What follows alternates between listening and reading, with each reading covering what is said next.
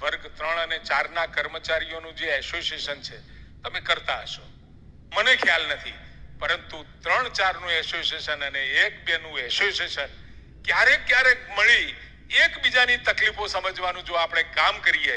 તો મને લાગે છે કે એ સુગમતા કામ કરવાની એન્જિનિયર્સોની અને સાથે વર્ગ 3 ના લાઇનમેનો અને જે બીજા આપણા ટેકનિકલ સપોર્ટર્સ છે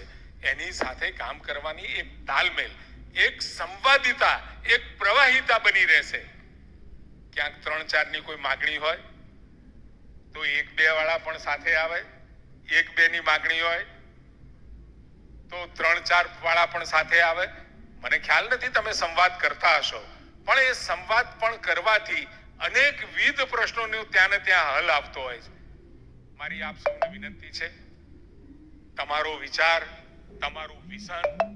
એ ભૂમિ ઉપર ઉતારવાનું કામ આ 3-4 વર્ગના કર્મચારીઓ કરી રહ્યા છે. એટલે એના પ્રત્યે પણ માનવતાના અભિગમ સાથે મુખ્ય અધિકારીઓ ખૂબ ઝડપથી એમના કોઈ નાના મોટા વિષયો હોય તો એ પૂરા કરે. માનવતાનો વિષય, સંવેદનશીલતાનો વિષય, અને ચોક્કસ મને ખાતરી છે અને એન્જિનિયર હોય, કોઈ પણ ટેકનિકલ ફિલ્ડમાં હોય, ચાહે સિવિલ હોય, કોમ્પ્યુટર હોય, મિકેનિકલ હોય કે ઇલેક્ટ્રિકલ હોય, એક ખાસિયત રહી છે, આ 4 વર્ષનો અભ્યાસક્રમ દરેક એન્જિનિયર્સ માટે એક વિઝન ખોલવા વાળું અને એક ઓપન માઇન્ડેડ, ઓપન હાર્ટેડ